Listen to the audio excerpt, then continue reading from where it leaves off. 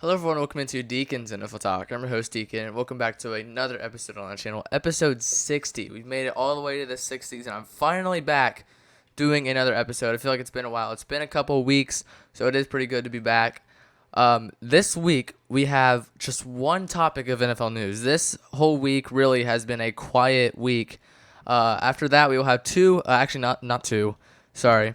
We'll have 4 quick hits to get into, so I should be able to outpace the timer with ease. After that, we have a few signings. I will add that these signings are from last week because we have had no signings or cuts at all this week. So signings and cuts or roster moves are all from last week. After that, we're going to be doing top 10, and that top 10 is going to be the top 10 quarterbacks going into 2025. No quiz this week, but we will have a question of the week, and it's a big question, I will say that. But with that being said, this is episode 60 on Deacon's NFL Talk.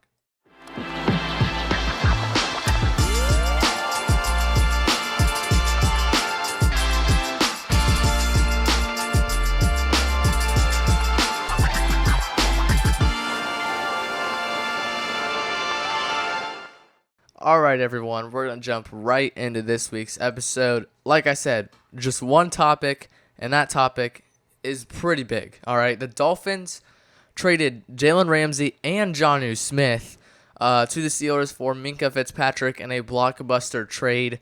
So this is something that happened pretty early in the week, and it was huge. All right, so obviously we all know that Jalen Ramsey and the Dolphins mutually agreed to seek a trade. So we all knew Jalen Ramsey was going to leave. We just didn't know when or where.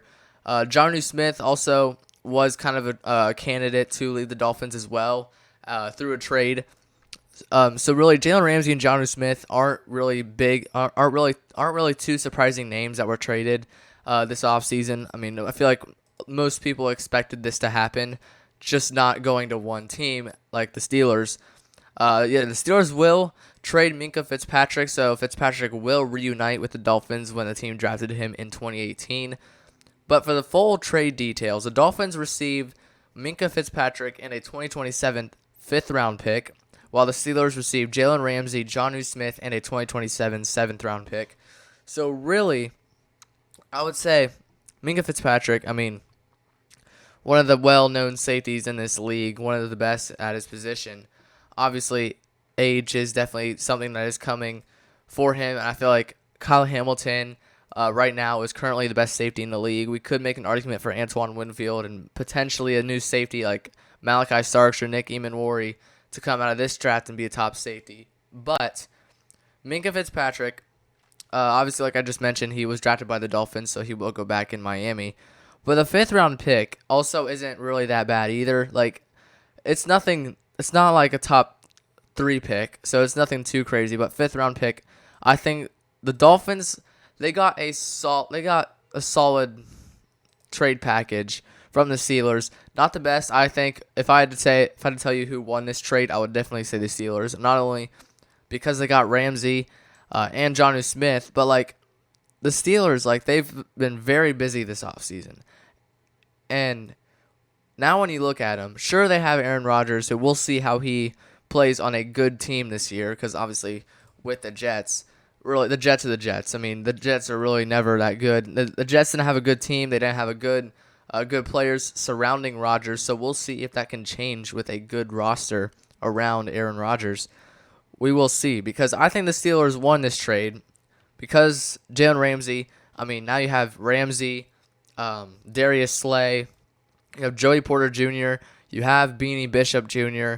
Those are the top 4 guys. Now the question is for the Steelers, who's going to play safety? You could bring a guy, there's been some question marks about this on articles. You could say, we could put Jalen Ramsey at safety. There was an article that said that. So it is going to be interesting to see what the Steelers do at that position, because that's going to be one thing to watch. But I think the Steelers have one of the best corner trios in the league, maybe the best in the league, because, Jalen Ramsey, he's not the worst corner in the world, but he has fallen off a bit compared to in his younger years. But I still think Jalen Ramsey is going to do just fine in Pittsburgh. I think Jonnu Smith is going to do great as well. Him and Pat Freiermuth as that tight end duo, That kind of scares me a bit. I think Jonnu Smith is definitely one of the more underrated tight ends in this league. I think if you're playing in my fantasy football league this year, which I highly suggest you guys do that, definitely think about taking Jonnu Smith because I think he's going to have a big year. But Pittsburgh is giving Ramsey a $1.5 million raise, putting his salary at $26.6 million for 2025. So really not that bad, actually. So, yeah, he did sign an extension not too long ago. It was when he joined was it the Dolphins or was it the Rams? I can't remember. But he signed a pretty big deal and was the highest paid corner at that time. So that was big for him. I mean, so Fitzpatrick, yeah. So Ramsey did skip the Dolphins' mandatory minicamp and was not fined at all. I mean, likely because that they both agreed that they would find a trade partner or whatnot. Jonnu Smith also skipped minicamp too. So really, these are two guys that are saying like, hey, either I find a new team or you pay me the money I want. So I did see that Jonnu Smith, he did say that he was happy to go somewhere where he feels appreciated. So, I mean, obviously he did not think that way with Miami. So that obviously is a big part in why, a player looks at a new team or looks to be traded because they don't feel appreciated. So that was pretty cool to see that he was feeling appreciated in Pittsburgh. I'm telling you, we have Aaron Rodgers, Jalen Warren at running back. You have DK Metcalf. Who's their other receiver? I know they have somebody. Then you have Jonnu Smith, Pat Freiermuth. Offensive line isn't the worst in the world. So really, I think the Steelers' offense is a lot better than last year. I mean, sure, you got rid of George Pickens. But yeah, you still have DK Metcalf. Calvin Austin is who I was going to think about. But yeah, definitely wouldn't hurt to get another receiver in free agency. I did see Tyler Boyd is interested or would not be upset if he were to go to Pittsburgh. So honestly, that would be kind of terrifying. DK Metcalf, Tyler Boyd, and Calvin Austin with the offense that they're kind of developing already, and their defense isn't going anywhere. So, with that being said, that is the one and only topic of NFL news we have this week. We're going to go on to quick hits. We just have 4 topics, so this really should be a breeze to beat. I don't remember the last time. I don't remember if I beat it last time or not. I can't remember. But we're going to start the 2-minute timer. Let me know if I should move it to 1 minute. I think 2 minutes is fine because sometimes we have a lot. But 4 topics of quick hits starts now. Darren Waller returns to the NFL and was traded to the Dolphins. The Giants sent Waller and a 2027 conditional 7th-round pick to the Dolphins for a 2026 6th-round pick. Waller retired in June last offseason. Waller informed New York that he'd unretire if he played for Miami. The Dolphins lost tight end Jonnu Smith in a trade with the Steelers earlier this week. That was a rough one. Former Steelers and Bengals defensive tackle Oliver Gibson dies at 53. Gibson's death occurred on Sunday, and how he died is still unknown. Gibson spent 9 seasons in the NFL. He recorded 243 tackles, 37 tackles for loss, and 17.5 sacks. Ohio governor signs 2-year, $60 billion budget for funding for the Browns' new stadium. The deal was signed less than 1 hour before the June 30th deadline, so that's really 11 p.m. at night. The Browns are going to build a domed stadium in Brook Park when their current lease expires in 2028. Last one, Steelers signed general manager Omar Khan to a 3-year deal. Khan has been the team's GM since 2022 and has helped orchestrated trades like George Pickens to the Cowboys, the most recent one that we saw, and blah, blah, blah. You get the point. You know what a general manager does. That was pretty easy. Honestly, didn't even break a sweat there. With that being said, we're going to go on to signings and the cuts, are also known as roster moves. So this might be a pretty short episode. Don't be shocked if that is the case. These roster moves are all from last week, unless I find some that pop up. It's not really looking like it right now. So yeah, obviously because yesterday was July 4th. Happy 4th of July, by the way. That was just yesterday. So really, don't be shocked if there's not anything new. Yeah, I'm not seeing anything. Absolutely nothing. So we're gonna go into roster moves, starting with signings. Chiefs signed tight end Giorquarius Spivey. I don't know if I got that right or wrong. I'm sorry if I got it wrong. Patriots signed offensive tackle Yasser Durant. Steelers signed long snapper Tucker Addington. Seahawks signed corner Shaquille Griffin, and the Browns signed kicker Andre Smith. Cuts. Rams cut wide receiver Quintez Cephas. Browns cut defensive end Ogbo Okoronkwo. If I got that wrong, I'm very sorry. And the Patriots cut defensive tackle Wilfried Pene. Hopefully I got most of those right. But anyway, with that being said, let's go to top 10. All right, the top 10 quarterbacks going into 2025. All right, so this is my own list. All right, I'm not taking a list from another website or another person. This is my list. It has changed because obviously, most of you probably know, I do have a short of my top 8 quarterbacks going into 2025. And I will say the top 8 is different from when was it? A month ago or so? It's been a little bit. So my list is definitely a lot different from whenever I last made top 8 quarterbacks or whatever. I do want to see when I made that though. This is May 15th. So that's more than a month ago, but almost 2 months, like a month and 10 days or whatever. So it is a lot different. That's all I'll say. So starting it off, at number 10 we have Baker Mayfield. All right. So Baker, in my other list, I'm pretty sure I had Baker at 7. I mean, I like him a lot. I like his aggression. I like how aggressive he is. But I did look at his stats a couple days ago, and I did not realize how many interceptions he threw. I mean, in my head, I kind of knew it, but I didn't really think about it. But he threw a lot of interceptions. What was it, 16? 16 picks and 41 touchdowns. That's the thing that gets me with Baker. I like Baker a lot because of the amount of touchdowns he throws. I mean, we'll see. I mean, he's going to have a lot more weapons this year with Mike Evans, Chris Godwin. Hopefully he returns. You have Emeka Egbuka. You have Jalen McMillan. You have whoever they got from Oregon. They have a lot of weapons on the outside now. And they have Cade Otton, who's a solid, reliable tight end. And they still have a solid defense as well. So it is going to be interesting to see how the Buccaneers do. Last year they finished, 10-7, I believe. I think they have an opportunity to finish a lot better. And I feel like Baker's going to be a big part of that. That's why Baker is number 10 on my list. At number 9, Matthew Stafford of the Rams.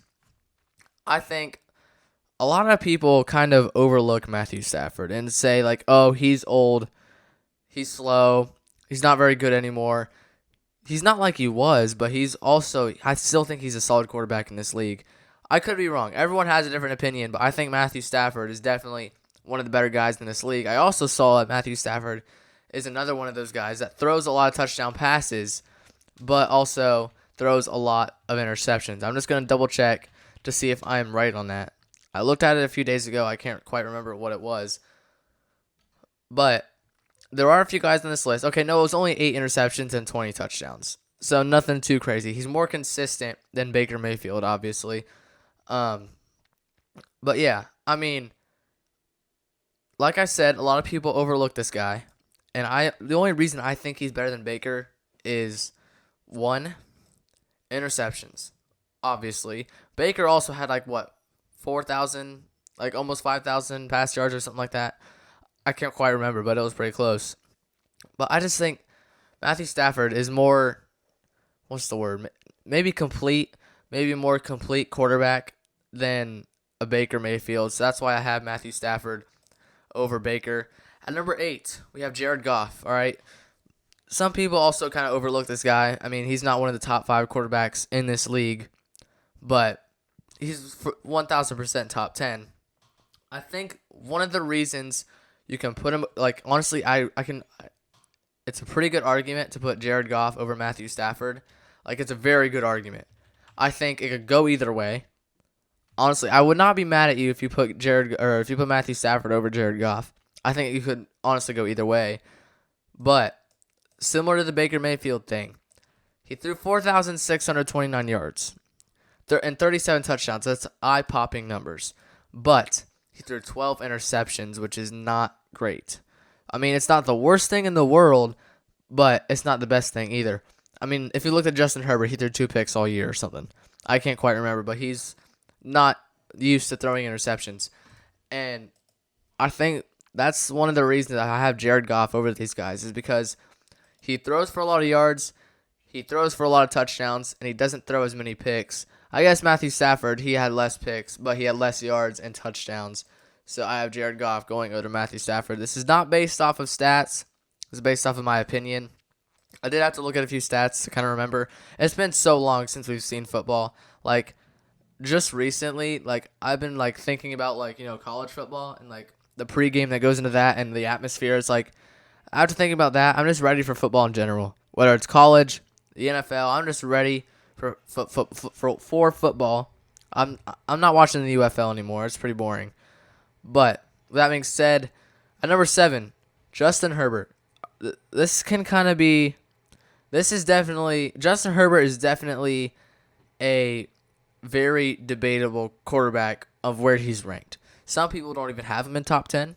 Some do. It really just depends on what you think about him. Okay? I looked at his stats as well a few days ago, and I can't remember what I saw.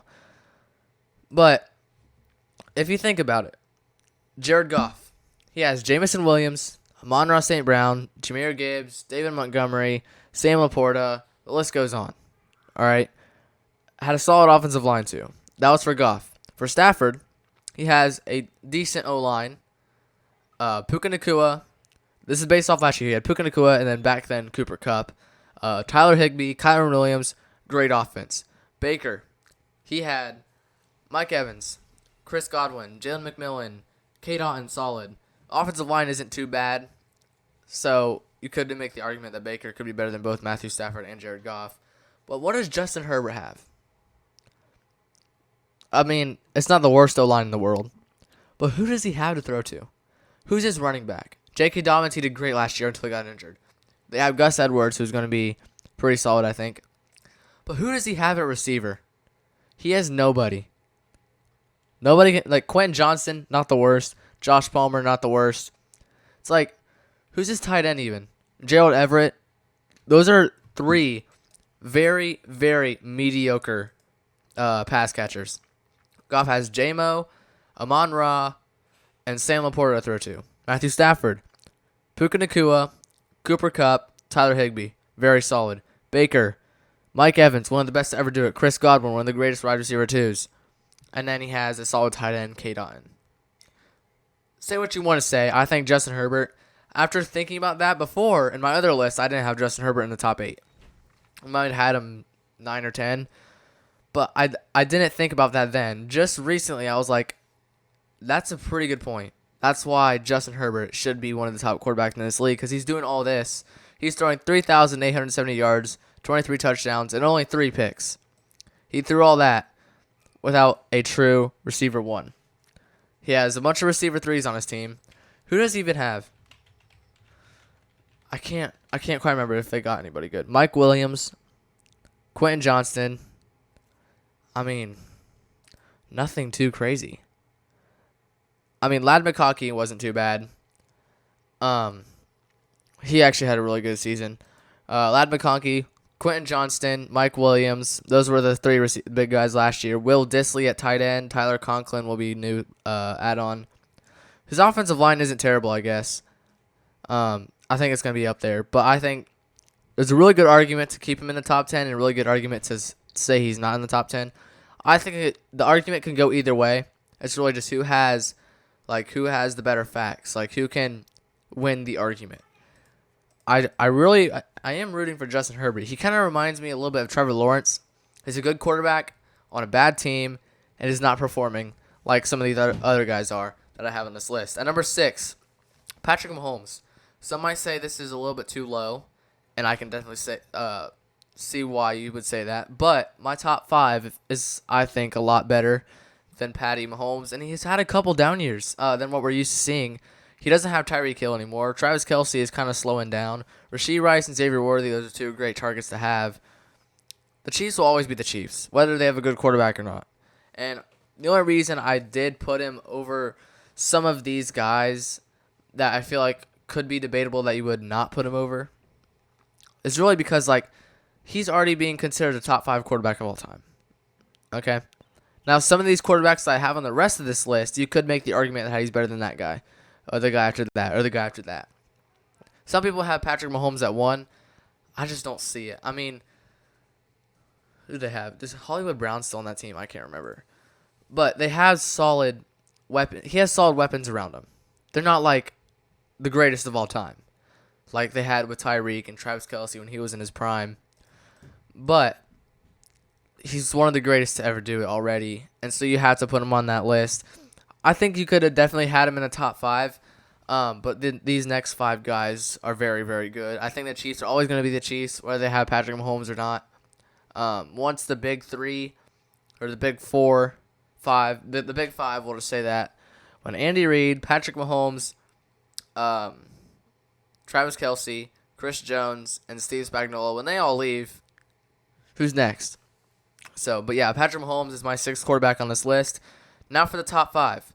My top 5 quarterbacks going into the 2025 season. Number 5, Jaden Daniels. All right, I could see this argument going, like, who do you want, Jaden Daniels or Patrick Mahomes? Not like of all time or not currently, but going into 2025, who is going to be better, Mahomes or Daniels?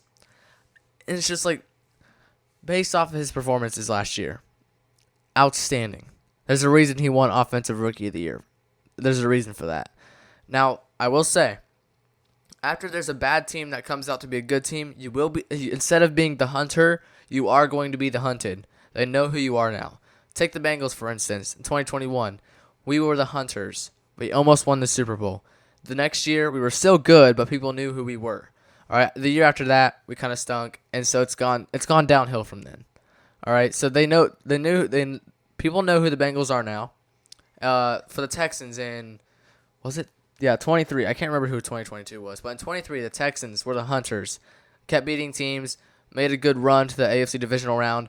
The next year, they kind of fall off. Everybody knows who they are now. For the Commanders now, they were the hunters, made it all the way to the NFC Championship game, and now they're going to be the hunted. So really, win it in your first year, and then hope the rest of your career is great. I'm rooting for Jaden Daniels. I hope he accomplishes great things. I think he's definitely capable of doing that. But we will see. I think the Commanders are going to have a solid year again. We'll see if they can repeat it. I think their offense, Debo, their offense isn't as, I think their offense will be better this year. The defense, we'll see, I guess. But yeah, we'll see if Daniels' heroics can continue into 2025.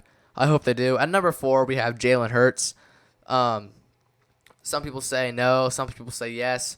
In the top 5, I have Jalen Hurts at number 4.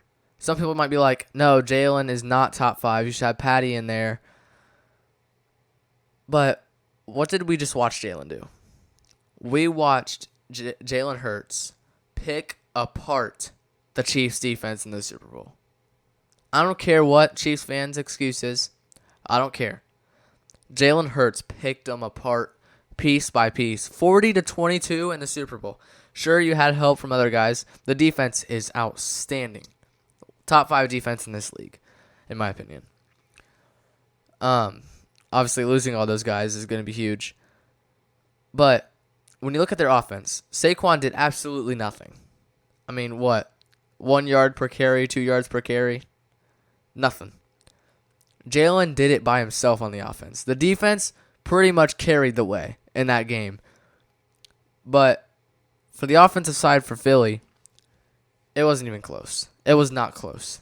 The Chiefs scored a couple touchdowns in the fourth quarter with like 10 minutes to go.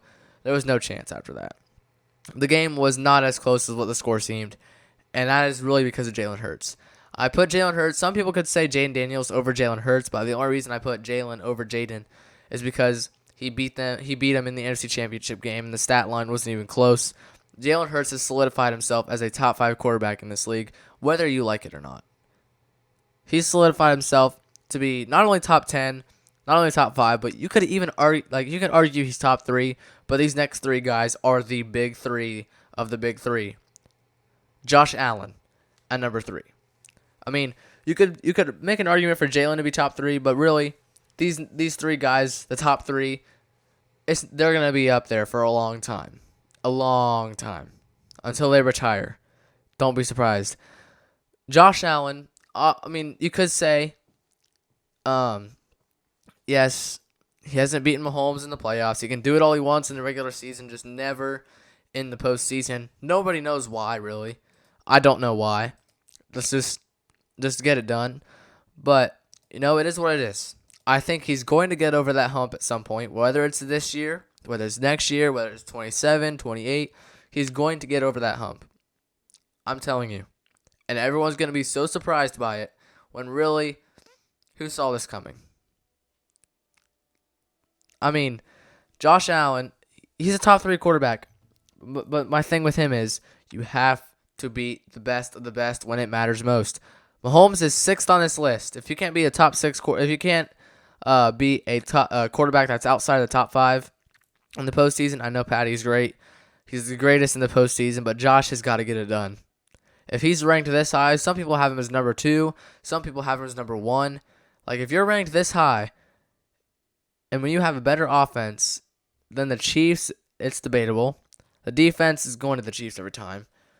But he just has to get it done. That's what I think of when I think of Josh Allen. He can win in the regular season a lot.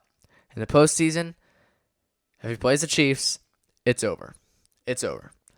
Anyway, at number 2, we have Joe Burrow of the Cincinnati Bengals. Some people could say Josh over Joe. Really, Joe carried the Bengals last year, him and Jamar, and that offense in general. They had to put up 50 points every single game, and that is what a good quarterback does. Even with the bad defense, he was putting up hundreds of points throughout the season. How many points did the Bengals score in that year? I'm not sure, but it was probably a lot. Probably the most we've seen in a long time. And that's why I think Joe Burrow is better than Josh Allen. Sure, he hasn't made the playoffs the last 2 years, but that's not his fault. Look at the defense. It's historically bad. Burrow was so close to beating Mahomes last year in week 2, but that pass interference, missed holding call on the Chiefs on that same play, it's not Burrow's fault, and it never will be. Maybe a couple times, but I think Joe Burrow is a top 2 quarterback in this league. Obviously, number 1, Lamar Jackson. We've seen all these Lamar Jackson edit things. He's the best quarterback in this league. He can run the ball. He's gotten a lot better at throwing the ball, that's for sure. Not injury prone like he used to be. The offense is looking terrifying. The defense is looking like it's going to be on the rise. A young defense, a young offense, that just makes a Super Bowl team.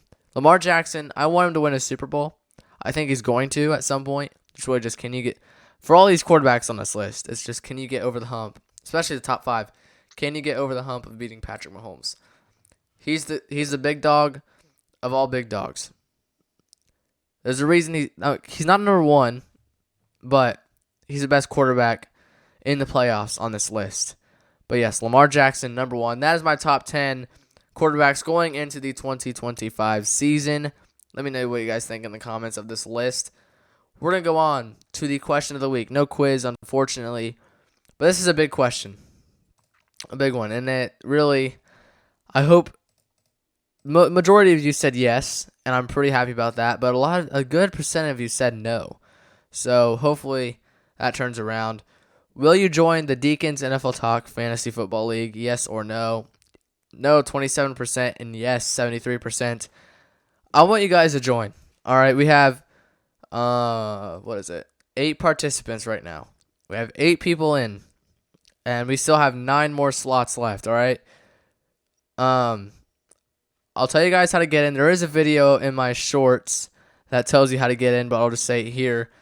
What you do is, if you're on mobile, you download the NFL Fantasy app. When you get in, you click Join League. It should be right there. It's pretty easy to see. After that, if you go to the bottom right of your screen or whatever, the bottom right of that little thingy, I'll just start over. All right. So on mobile, just download the app.